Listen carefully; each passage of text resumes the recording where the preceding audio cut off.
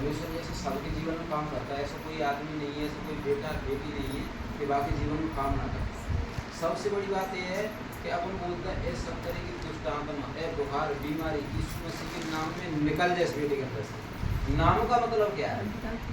मैंने आपको सबसे पहले एक दिन बताया था कि उल्टो नाम जपो जग जाना और बाल मीक भाई कौन ही समाना, ब्रह्म समाना। नाम में कुछ न कुछ तो है, समझ में आ रहा है कि नहीं?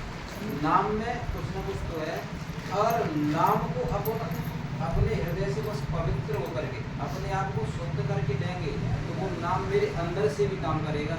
और अगर अपन वैसे ही नाम लेते रहें तो कभी नहीं होगा। यीशु नाम का मतलब क्या है इसका मैं तुम्हें कारण बताता हूँ, इसका मैं तुम्हें मतलब बताता हूँ। अपन कहते हैं सब तरह की दुष्ट आत्मा यीशु मसीह के नाम में निकल गए। सिकवा के 7 बेटा थे और वो बेटा क्या करते थे, ऐसे उल्टे सीधे कर्म कर देते, व्यभिचार करते थे, चोरी चकारी करते थे। और उन्होंने कही कि ये परमेश्वर के दास शारदा दीदी हाथ रख के ठीक कर देते हैं, कीड़ा खाएगा तो सांप खा गया था उसको जा रहा था तो ठीक है कि मैं उस शायद देखा तुम्हें तो वो भी पैसा मिल जाएगा, जो लालच था उसको ऐसा था उसके अंदर। तो सिलवा के बेटों ने क्या किया, उसको ऐसे बोला ए दुष्ट आत्मा मैं तुझे बोलती हूँ यीशु के नाम में इस बेटी के अंदर से निकल जा। और दुष्ट आत्मा उसी के ऊपर क्या हो गई, हावी हो गई, उसके कपड़े फाड़ दिए और वह बेटा नंगा भाग गया वहाँ से। मैं इसका कारण बताता हूँ। जब शारदा दीदी हाथ रख रही हैं, ये बहन जी हाथ रख रही हैं, आप हाथ रख रहे हैं तब ठीक हो रहे हैं, लेकिन उस व्यक्ति ने हाथ रखा तो उसके कपड़े फाड़ दिए, दुष्ट आत्मा उसके ऊपर क्या हो गई, हावी हो गई। उसने कहा कि पौलुस को मैं जानती हूँ, पतरस को मैं पहचानती हूँ, यीशु को मैं जानती हूँ, तू कौन है? जिस यीशु का नाम ले रहा है तू है कौन? नाम का मतलब है अनोमा। अगर यीशु का एक नाम नहीं है, कोई यीशु कहता है, कोई जीसस कहता है, इंग्लिश में अपन सुनेंगे तो उसका नाम जीसस है। एक आदमी का नाम, एक व्यक्ति का नाम क्या यार ऐसा करता है? सुनो, नाम का मतलब है अनोमा, उसका तो कोई नाम ही नहीं है, वो तो परमेश्वर का पुत्र है, परमेश्वर का आत्मा है उसके अंदर, उसका तो कोई नाम ही नहीं है। नाम का मतलब है अनोमा और अनोमा का मतलब है करैक्टर।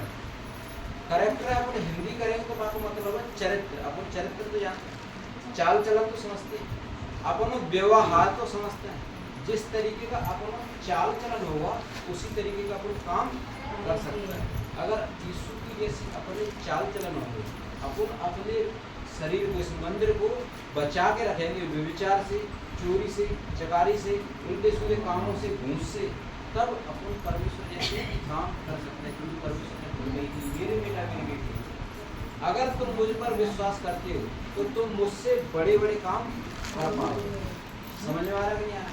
अपन परमेश्वर से भी बड़े काम कर सकते हैं। कब? जब अपन परमेश्वर पर विश्वास रखेंगे, तब परमेश्वर की बताई हुई आज्ञाओं पर चलेंगे तब। धन्यवाद परमेश्वर। एक मैं तुम बताता हूँ, कुछ मैंने ऐसे काम किया है, उसमें कर एक बार में ऐसे 25-30 हज़ार रुपये बच से मैंने एक बार कर दिया, 2 बार कर दिया। वैसे ऐसे नहीं किया था मैंने, ऐसे ऐसे घूस की टाइम में उसमें मिलती थी, बीच में तुम किसी चीज़ को भिजवा दो तुम्हें पैसे मिल जाएंगे, ऐसे करके मिलता था। मैंने दीदी से पूछा, दीदी ऐसी ऐसी बात है, दीदी ने कि अगर तुम्हें परमेश्वर काम दे रहा था तो इस काम को कर सकते हो। लेकिन मेरी बुद्धि ने बाद में काम दिमाग ऐसे पता नहीं परमेश्वर ने डाला, ये एक तरीके की घूस है और मैं परमेश्वर काम करता हूँ। मेरा दिल गवाही नहीं दे रहा है कि मैं इस तरीके की चीज़ को मैं लूँ। कोई लोग अपने पैसे 2,000 रुपये इकट्ठे कर करके ले आ रहे हो और उस काम में से तुम 25-30 हज़ार रुपये एक बार में कमाओ तो मेरा दिल गवाही नहीं दे रहा। एक काम किया, दूसरा किया, मैंने तीसरे दिलों को बंद कर दिया। तुम कमा रहे, हम दो पार्टनर थे, मैंने तुम कमा रहे तुम करो भाई, मेरा दिल गवाही नहीं दे रहा। मेरा परमेश्वर मुझे राज अलाउ नहीं कर रहा है कि इस काम को करो। मैंने उस काम को छोड़ दिया। सुनो, मैंने उस काम को छोड़ दिया। मैं चाहता तो उसको करता रहता, लेकिन जब परमेश्वर के वचन में चलेंगे, परमेश्वर जिस तरीके से चलाए उस तरीके से तुम चलोगे तो अपने आप बढ़ते जाओगे। समझ में आ रहा कि नहीं आ रहा? परमेश्वर क्या कहता है, मेरे बेटा मेरी बेटी आत्मा के चलाए चलो, शरीर के चलाए ना चलो। उनसे मत डरो जो शरीर को घात करते हैं, उनसे डरो जो शरीर और आत्मा दोनों को घात कर सकता है। शरीर और आत्मा को घात कौन कर सकता है? वो परमेश्वर।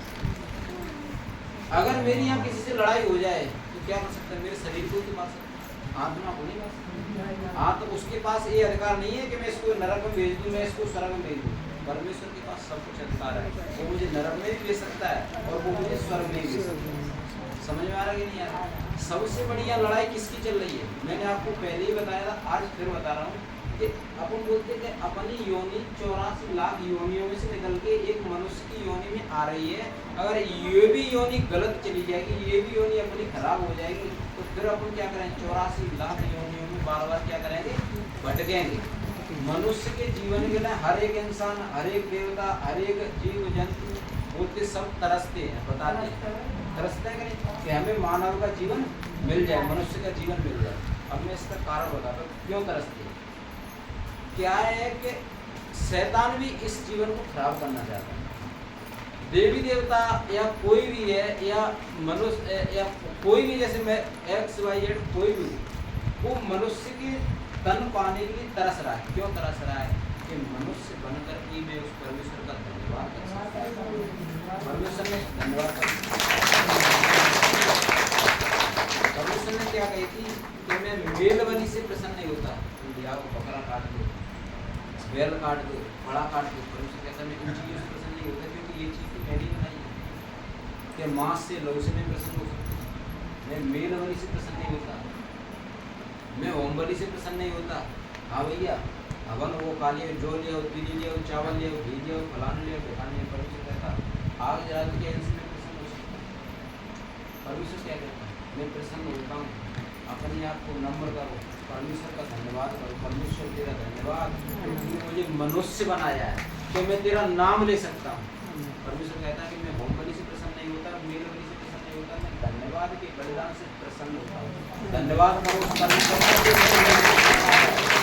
ताकि हम आपका आदर कर सकते हैं। मैं परमेश्वर का आदर करना चाहूँ। कैसे कर सकते? बहन जी, माता जी, चाचा जी, बुआ जी, कोई भी इंसान है, अगर मैं आपको एक पूरी दूँ, आप खा लेंगे? किसी मूर्ति के सामने मैं जाऊँ क्या वो खा सकते? मैं पूजा के लिए मना नहीं कर रहा, आप पूजा करो 10 बार, लेकिन जो जीवित इंसान है अगर आप उससे बैर रखोगे, जिसके अंदर परमेश्वर का आत्मा वास कर रहा है, अगर उससे आप बैर रखोगे तो क्या अपने अंदर से परमेश्वर अच्छे अच्छे काम कर सकता है? भैया मैं तो मंदिर पे जा रहा हूँ, 10 बार मंदिर पे जाओ, 10 बार कहीं भी चले जाओ और आए के ऊपर उल्टे सीधे कर्म करो, क्या परमेश्वर अपन से प्रसन्न हो सकता है? अपनी पूजा को गिरा। सबसे बड़ी पूजा क्या है? आदत बुरी सुधार ले, बस है गए हो गए, मन की तरंग मार ले, बस है गए हो गए। समझ में आ रहा है? सबसे बड़ी पूजा यही है। मैं कितनी बड़ी पूजा कर लूँ, लंबी लंबे भागवत कर लूँ, बड़े बड़े भागवत कर लूँ, जिसमें 10-10 हज़ार लोगों को खिला दो अपन, और बड़ी बड़ी रामायण कर लो, बड़े बड़े काम कर लो, लेकिन आदत ना सुधारो, क्या मतलब उनका करने? एक धनवान व्यक्ति परमेश्वर के पास गया था, एक कौन गया था? निर्धन भी गया था। जब दोनों की कुंडली देखेंगे, धनवान तेरे पास था, वहां से तुझे अहंकार में पैसा कर लिया है, लेकिन इस लाजर जो लाजर है, ये जो निर्धन व्यक्ति है, इसके पास खाने तक क्यों नहीं था, और जब ये खाने को इसको टुकड़ा कहीं मिल जाता, इसके पास कोई अगर बैठा होता था भिखारी, उसको टुकड़े में से भी ये बांट के तब खाता था। आज ये मेरी कहाँ बैठा है? बोल रही और तू या कहाँ जा? नरक की आग। क्योंकि होने के बावजूद भी आपने नहीं कर पाया, तो क्या कर? परमेश्वर ने तो हमें दिया है, परमेश्वर ने हमें दिया, अगर अपन उसको भी अच्छे काम में ना लगा पाए तो क्या मतलब? मेरे पास आज 10 लाख रुपया है और कोई गरीब व्यक्ति में उसको दोष लगा करके जेब में डलवा सकता, क्या मेरा बदला परमेश्वर नहीं है? जो मैंने किया है उसका बदला मुझे मिलेगा कि नहीं मिलेगा? उस गरीब का साथ परमेश्वर देगा कि नहीं देगा? देगा, क्योंकि परमेश्वर कहता है लड़ाई लड़ने वाले तुम नहीं हो, मैं। सबसे बड़ी बात यही है कि हम परमेश्वर में चल रहे हैं तो हमारा चाल चलन चरित्र परमेश्वर जैसा सही है कि नहीं? धन्यवाद परमेश्वर। मैं जब पढ़ता था तो नौकरी करने के लिए चला जाता था, रेवाड़ी की बात है, सच बात बता रहा हूँ, हकीकत बात बता रहा हूँ। और उसे क्या कह रहे हैं, यदि कोई परमेश्वर के मंदिर को नष्ट करेगा तो परमेश्वर उसको नष्ट करेगा। परमेश्वर का मंदिर पवित्र है और वह तुम हो। आप वचन को जानो या ना जानो, आप सत्संग में आओ या ना आओ, लेकिन परमेश्वर का वचन हर एक इंसान के अंदर काम करता है। एक व्यक्ति था बहुत धनवान, जिसके यहाँ मैं नौकरी कर गया रेवाड़ी के अंदर, अच्छा पैसे वाला था, सेठ था भैया। और एक मैं कोई मनगढ़ंत कहानी नहीं बता रहा हूँ, अपने जीवन की सच घटना बता रहा हूँ। दो भैया थे, तो जो छोटा वाला भैया था उसकी चाल चलन बहुत गलत थी। शादी हो गई, बेटा बेटी हो गई, सब कुछ हो गया, उसके बावजूद भी उसने रखेलियाँ पाल रखी है। भाई शांत हो जाओ, सच वचन बता रहा हूँ, क्योंकि ये अपन जो सुनेंगे तो अपने जीवन में काम करेंगे। उसने अपने संबंध गलत कर रखे थे। सुनो, कुछ दिनों के बाद भाई भाई अलग हो गए। छोटे वाले में जब जोर आ गया, वो भी ऐसे उसकी लड़की की शादी होगी। जब लड़के की शादी होने आई, उसने क्या किया, अपने पिता की मर्जी से नहीं, किसी और जाति माति में से ऐसे करके अपने मन मुताबिक ऐसे अपन भाग शादी करते हैं, उस तरीके से शादी की। जब अपन परमेश्वर की आवाज़ को नहीं सुनेंगे तो परमेश्वर से तुम्हें क्या मतलब, करो करते रहो। उसने उस जो पिता था उसने उल्टे सीधे कर्म करे। उसके बड़े बेटे ने क्या किया, भाग की शादी की। छोटे बेटे ने फिर क्या किया, पिता के मुताबिक शादी कर ली, लेकिन उस पिता ने अभी तक उसको छोड़ा नहीं, जो अपने जो पाल रखी। छोटे बेटा की जैसे अपनी मर्जी से उसने शादी करी, कुछ दिनों के बाद उसकी घरवाली खुद छोड़ के चली गई। कौन की, छोटे बेटा की। जब छोड़ के चली गई, अब उसका पैर कट गया। अब वो बैठ करके रो रहा है, अब वो बैठ करके रोता है कि मैं क्या करूँ, मैंने अपने जीवन में ऐसा क्या किया। यदि तुम परमेश्वर के मंदिर को नष्ट करोगे तो परमेश्वर का आत्मा तुम्हें क्या कर देगा, नष्ट। ये परमेश्वर का मंदिर है। हम कहते नहीं कि मेरे शरीर में, मैं तेरा शरीर आ रहा हूँ, मैं जामे टक्कर दे सकता, बासु लड़ सकता हूँ, अरे तुमका एक रंग गया मुझे, अगर तू जान सुना मैं फलाना दिखाऊँ, ऐसा कुछ भी नहीं। जो परमेश्वर ने दिया है, छत जल पावक गगन समीर और 5 तत्व से बना शरीर, इसमें एक तत्व है, कौन सा, जो परमेश्वर ने आदम के अंदर हवा फूंकी थी, वही हवा, वही श्वास मेरे अंदर भी चल रही है, आपके अंदर भी चल रही है। ये परमेश्वर की आत्मा, कौन, श्वास मेरे अंदर से निकल जाएगी, बाद में मेरी घरवाली मुझे रखेंगे, मुझे बड़ा हो गया, मर्सी बेलने लगा। समझ में आ रहा है क्या? इसका मतलब परमेश्वर मेरे और तुम्हारे अंदर है। अगर हम इस शरीर को सही पवित्रता से करके चलेंगे, ऐसा नहीं है कि भैया मैं तो बड़ी कर्म कर करके आऊँ, आज ऐसे भाषण दे रहा हूँ। लोग परमेश्वर क्या कहते हैं, मेरे बेटा मेरे बेटी, अगर तुमने गुनाह लाल रंग के क्यों ना की हो, सफेद शर्ट इस पे लाल रंग लगा तो छूट नहीं सकता, ब्लैक लगा तो छूट नहीं सकता, काला रंग लगा तो छूट सकता है, नहीं छूट सकता। परमेश्वर कह रहा है कि तुमने लाल रंग के गुनाह क्यों ना किए हो, मैं उनको साफ करने के लिए तैयार, दोबारा से पाप ना करना। अगर परमेश्वर ये कहे कि जाओ पहले इस लाल रंग को धो करके आओ, इसको साफ करके आओ, तो उसमें परमेश्वर का क्या मूल्य रहा। परमेश्वर हमें धो करके साफ करता है, इसका मतलब वो मेरा सच्चा पिता है, तभी तो मुझे धो करके साफ कर रहा है।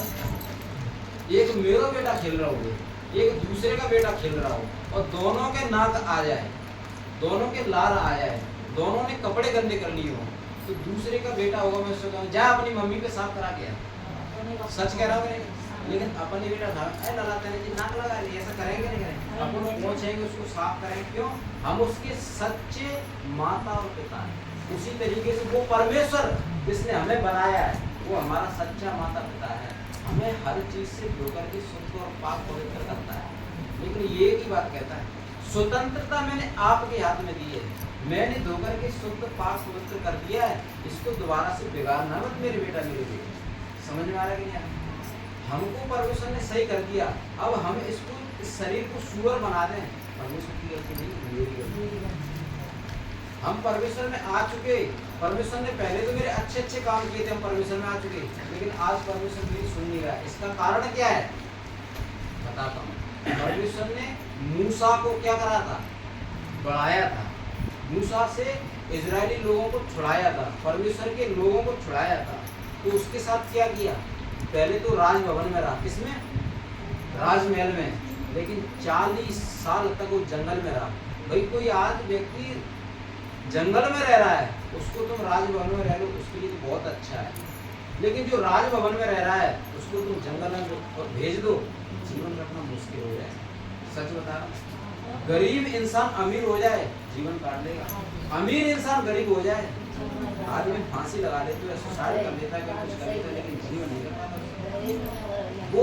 यूहन्ना जो परमेश्वर के लोगों को छुड़ाने के लिए तैयार किया जा रहा था, तो परमेश्वर ने राजभवन में से निकाल कर कहाँ उसको भेजा? जंगल में।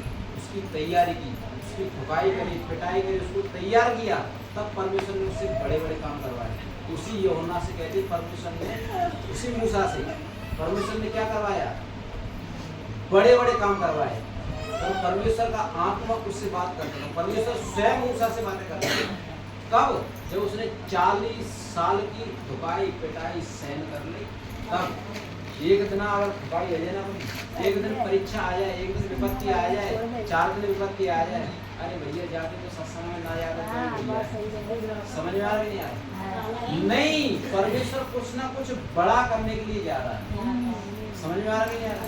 जब अब मैं खुद अपनी बता रहा हूँ, कोई विपत्ति आती, मैं ये नहीं कहता कि विपत्ति मेरे पास क्यों आती, परमेश्वर तेरा धन्यवाद कि तू मेरे जीवन में एक और बड़ी गवाही बनाने के लिए तैयार कर रहा है। सब धन्यवाद परमेश्वर।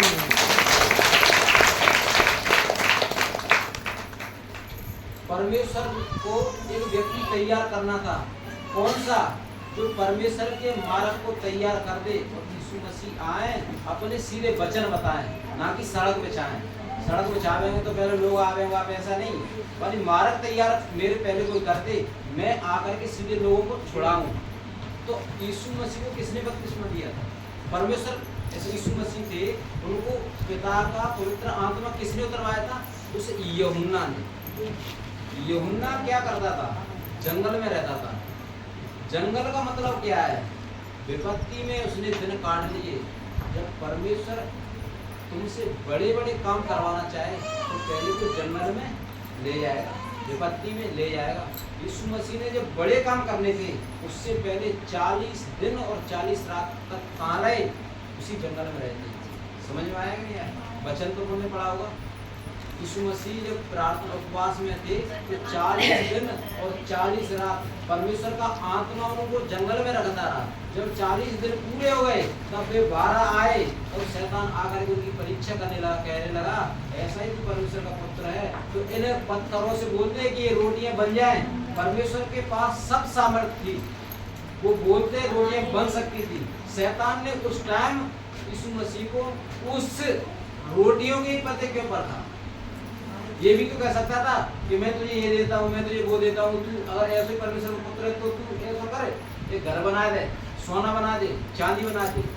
परमेश्वर अपने उसी चीज से प्रगटा है। शैतान हमारी परीक्षा वही चीज से प्रगट हुआ है जिसकी मुझे फिलहाल जरूरत है। समझ में आ रहा कि नहीं आ रहा? लेकिन अपन शैतान की बात ना सुनते हुए परमेश्वर की आवाज को सुनेंगे, परमेश्वर अपन को लज्जित नहीं होने देता। धन्यवाद परमेश्वर। परमेश्वर ने क्या कहा था? लिखा है शैतान परमेश्वर का जन्म कौन? यीशु मसीह ने। हम तुम सब परमेश्वर के वचन से जीवित रहते हैं। जब अपन उपवास करते हैं, किसी किया है नहीं किया है, मैं अपनी खुद की बता रहा हूँ। अपन उपवास में जा रहे हैं, 3-3 दिन अगर अपन उपवास रह रहे हैं तो भूख लगने लगती है। अगर तुम वास्तव में उस उपवास में परमेश्वर के वचन को अंदर डालते रहो, पढ़ते रहो, 3 या 6 दिन तक रह लो, नींद नहीं लगती है। लेकिन तुम वचन ना पढ़ो, क्या करें? सबसे बड़ी बात है जब अपन कुछ खाएंगे, ये परमेश्वर का वचन है। परमेश्वर ने अपनी एक बेटी से कही थी, ये जो वचन है इनसे अपनी अंतड़ियां भर ले, इससे अपने पेट को भर ले, ताकि ये तुझे कड़वी तो लगेगी। इसमें वचन कैसे है? तो किसी की बुराई ना करना, किसी की चोरी ना करना, किसी की चुगली ना करना, ये बुराई तो है। अरे ये तो बुरी चीजें, वो बिगड़ चुकी है, मरना बता, वो बिगड़ बुराई कहा जाके चुगली बात तो सच बात है। मैं अपनी ओर से ये वचन नहीं बोल रहा, परमेश्वर के शास्त्र में लिखा हुआ है कि अगर अपन परमेश्वर की आज्ञाओं को मान करके चलेंगे, अपने आप फलवंत होते जाएंगे, बढ़ते जाएंगे। ऐसा नहीं है।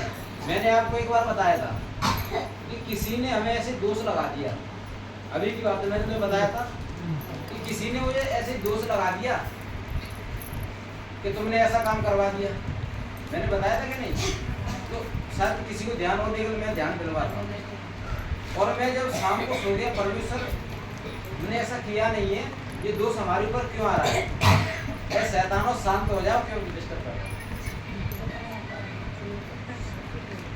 क्या हुआ, मैं जब प्रार्थना करके सो गया, परमेश्वर ने क्या किया, मुझे दर्शन दिया। मैं एक टॉवल लगाया हूँ और ये साफ भी पहने हूँ, सफेद शर्ट पहने हूँ, और मैं जा रहा हूँ, किसी लड़के ने मेरे को पीछे से धक्का मार दिया और मैं ऐसे करके लेट गिर गया, फिसल गया। मेरी शर्ट पीछे किससे बिगड़ गई, मट्टी से बिगड़ गई, पीछ पड़ी थी उससे बिगड़ गई। मैंने यार तुमने अच्छा नहीं किया, मेरे ऊपर में तुमने बेफजूल में क्या लगा दिया, दाग लगा दिया। ये तुमने जो दाग लगाया मेरे बेफालतू लगा दिया यार, मैंने तुम्हारा कुछ बिगाड़ा तो नहीं। वो ऐसे ही चला गया बोलता था, मेरी समझ में नहीं आ रहा था। मैंने कही मैंने इसका तुम्हें भुगतना जरूर पड़ेगा, तुमने बेफजूल में दाग लगाया है, इसका तुम्हें भुगतना जरूर पड़ेगा।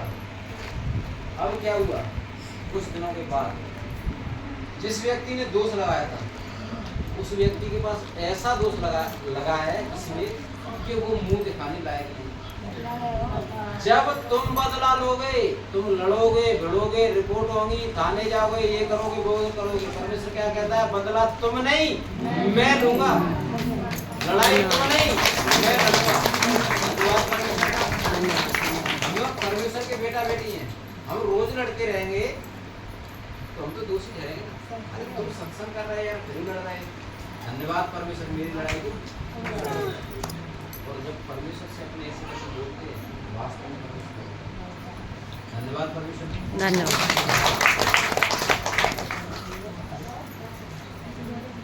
परमेश्वर क्या वचन कहता है, सुनो मेरी बात, शांत रहो।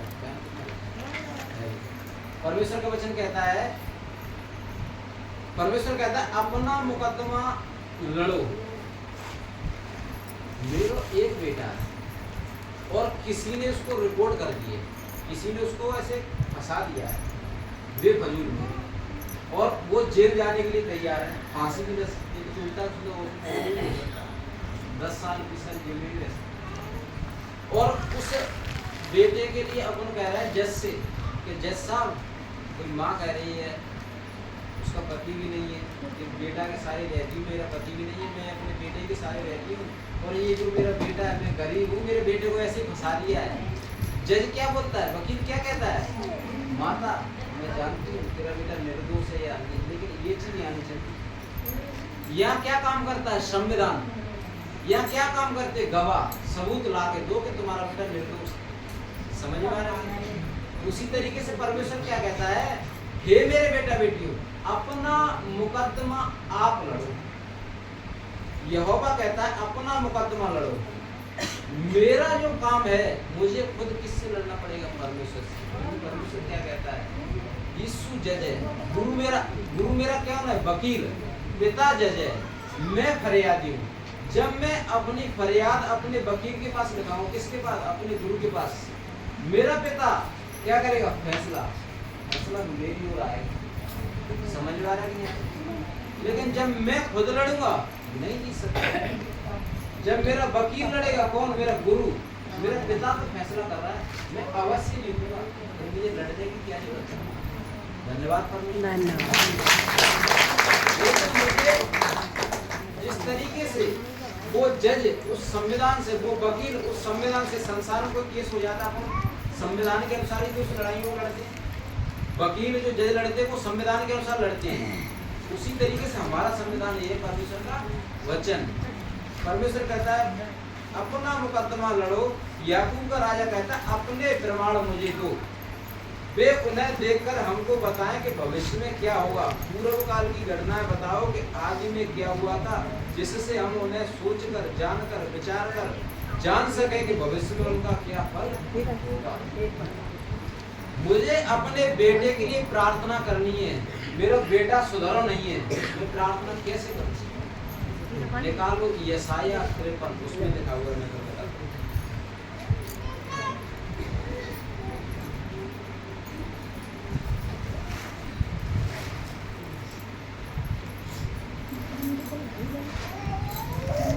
उसमें लिखा हुआ है, दूसरी में गई है क्या, उसमें लिखा हुआ है कि हे मेरे बेटा मेरी बेटी,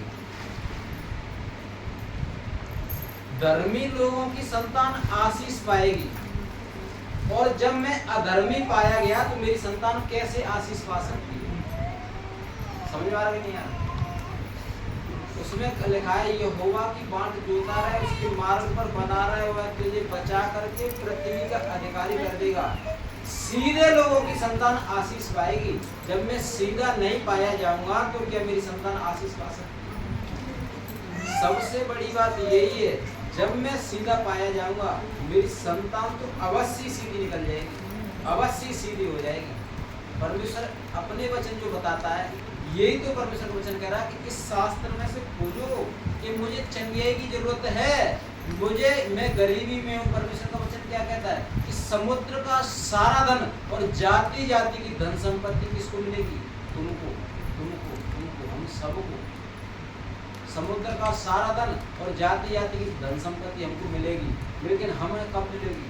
जब हम नम्र और दीन बन जाएंगे तब। धन और प्रतिष्ठा मेरे पास है, किसके? परमेश्वर के पास।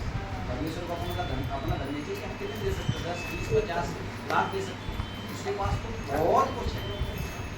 धन और प्रतिष्ठा मेरे पास है, वो कहता है धन और प्रतिष्ठा मेरे पास है, वरन ठहरने वाला धन और धर्म भी है। समझ में आ रहा है क्या? परमेश्वर के पास ठहरने में भैया बहुत 50,000 रुपये कमाता हूँ, मुझे दिखाई नहीं देता।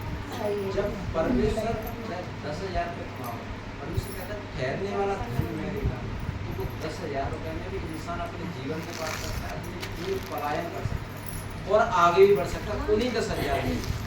कब? जब ठहरने वाला धन अपने मिलेगा तब। मैं पहले भी डॉक्टर था, ऐसी बात नहीं, परमेश्वर में आने से पहले मैं डॉक्टर था, आज भी डॉक्टर हूँ। अरे भैया तुम डॉक्टर हो तो परमेश्वर में यार तुम्हें डॉक्टरी क्या है? तो परमेश्वर तो तुम्हें आज से पैसे ठीक कर देगा। परमेश्वर का वचन क्या कहता है? बीमारों को वैद्यों की जरूरत है, लेकिन जिसे वैद्य ठीक नहीं कर सकता उसके लिए नहीं। हम सत्संग में जाते हैं, एक्सीडेंट हो जाए, बांह टूट जाए, यहाँ से नस फट जाए, खून बह रहा नहीं, हम तो सत्संग में जाता है, हमें क्या जरूरत है डॉक्टर में जाने की? जब तक पट्टी नहीं करवाओगे खून बहता रहेगा। सही है कि नहीं? परमेश्वर का ज्ञान होना अति आवश्यक है, और ज्ञान नहीं होगा तो प्रजा काम चली जाती है, बदुआई में, विपत्ति में। हमें कहाँ जरूरत है? हम तो सत्संग में जाते हैं, हमें डॉक्टरी का जरूरत है। और तुम्हारा एक्सीडेंट लगा हुआ है, फेफड़े में फट गया है, क्या कुछ और फट गया, कोई नाड़ी फट गई है, तो खून खराब होगा कि तुम मर जाओगे, सारा खून निकल जाएगा तो अपन वैसे ही प्राण निकल जाएंगे। परमेश्वर डॉक्टर के लिए मना नहीं करता है। जो बीमार है उसको वैद्य की वास्तव में जरूरत है, लेकिन जिसे वैद्य ठीक नहीं कर सकता उसके लिए परमेश्वर अवश्य। अब आपने भी गवाही सुनी थी नहीं? मैं ये नहीं कहता कि मैं भाई इतना बड़ा डॉक्टर हूँ, नहीं भैया मैं तो एक छोटा सा डॉक्टर हूँ। मैं जब इंजेक्शन लगाया है, अच्छे तरीके इंजेक्शन लगाया, भैंस को बिल्कुल फर्क नहीं पड़ा, उसके पेट में दर्द होने लगा। लेकिन चाची के हाथ में ऐसा क्या है कि उनने जैसे जाकर के प्रार्थना करी तो वो ठीक हो गया। इसका मतलब उसके अंदर बीमारी नहीं थी, मैंने अपनी समझ के अनुसार उसका इलाज कर दिया। लेकिन जब इन्होंने जाकर के हाथ रखा तो वो भैंस ठीक हो गई। बीमारों के लिए तो वैद्य है, लेकिन वैद्य जहाँ काम नहीं करेंगे वहाँ वास्तव में परमेश्वर काम करेंगे। धन्यवाद परमेश्वर,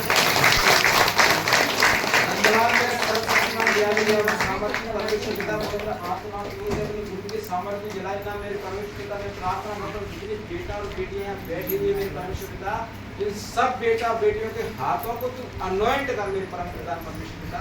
इन सब बेटों के हाथों को टच कर मेरे परम प्रधान परमेश्वर पिता। इन सब बेटा और बेटियों के हाथों को मैं आत्मा से टच करता हूँ मेरे परमेश्वर पिता, टच करता हूँ मेरे परमेश्वर। आज से ये बेटियां नम्र और दीन होकर के चलें मेरे पिता, तुझसे भी बड़े बड़े काम करने पाए मेरे परमेश्वर पिता।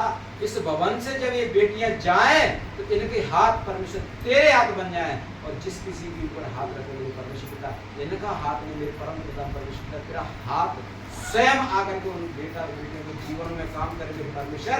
तेरा वचन कहता है, प्रभु आज्ञा देता है तो सुसमाचार सुनाने वालियों की सेना हो जाती है। हे परमेश्वर, तू मनुष्यों के नहीं बेटियों की बोल रहा है कि सेना हो जाती है। हे परमेश्वर, इन बेटियों के द्वारा तू अद्भुत के चिन्ह और चमत्कार कर दिखा। हे परमेश्वर, मेरे हाथ से इतने बड़े बड़े काम कर कि परमेश्वर पिता मैं तेरे साथ चल सकूं परमेश्वर पिता। हे परमेश्वर, तेरा वचन मेरे जीवन में काम करे मेरे परम प्रधान परमेश्वर पिता। हे परमेश्वर, यहाँ पे हर एक बेटा बेटी बैठी हुई मेरे परमेश्वर पिता पौलुस की तरह काम करें, पतरस की तरह काम करें, एलिया की तरह काम करें, अलीसा की तरह मरी हुई हड्डियों के द्वारा लोगों को जीवित करें मेरे परम प्रधान परमेश्वर पिता। ये बेटा और ये बेटियां आज से बढ़ते जाएं अपने परिवारों में, धन संपत्ति में, सामर्थ्य में, वचन में, प्रार्थना में बढ़ते जाए मेरे परम प्रधान परमेश्वर पिता। मैं तो मूर्ख हूँ और मूर्ख के अंदर तेरा वचन घर करे और तेरा वचन बढ़ता जाए, तेरे वचन की व्याख्या बढ़ते जाए। हे परमेश्वर, तेरे वचन की सामर्थ्य मेरे अंदर भंडार बन के आए मेरे परम प्रधान परमेश्वर पिता। ये वचन इन सब बेटा बेटियों के हृदय रूपी पटिया पर लिख दे, मेरे भी हृदय रूपी पटिया पर लिख दे मेरे पिता।